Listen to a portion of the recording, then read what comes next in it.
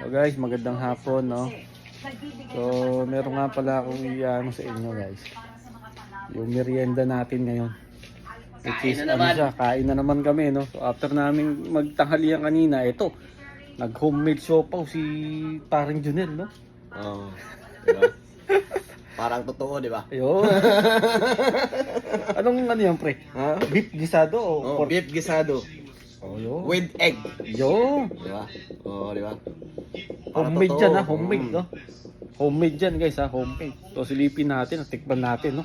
Ako siya, tikman na natin, pero ano na to? Pangalawa na, no? Pangalawang ano na to? Siopaw. No? Second round na. So, ano siya? Ano yan? Beef, pre, o ano? Ha? Beef. Oh, beef yun. Beef asado. Kung tawagin, no? So, pakita ko sa inyo, guys, ha? Oh. Siopaw talaga, eh. No? Oh. Diba? Oh. Siopaw. Tapos, ano? Dali, pre? Ang ginawa mo? Lagyan mo ketchup, no?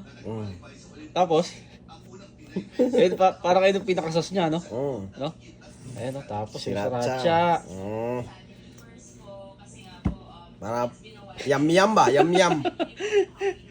Tignan mo na, pre. Ha? Tignan mo na.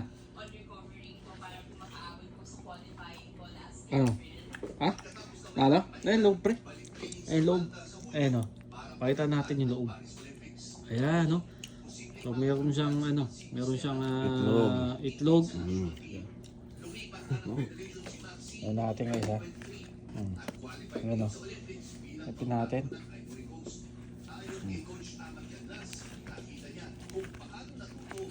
Ano to, guys, eh? Kumbaga, hinomade talaga ni Junel kanina. Nakita ko kanina paggising ko, eh.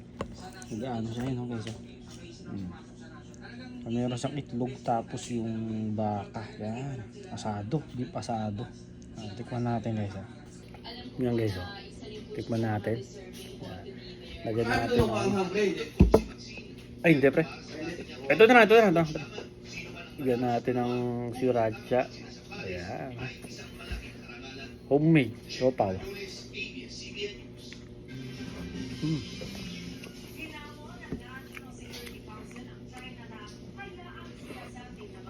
Wag.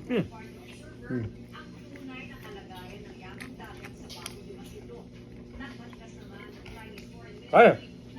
Pwede ka niya mag-ano nito, pre. Negosyo? Magbenta.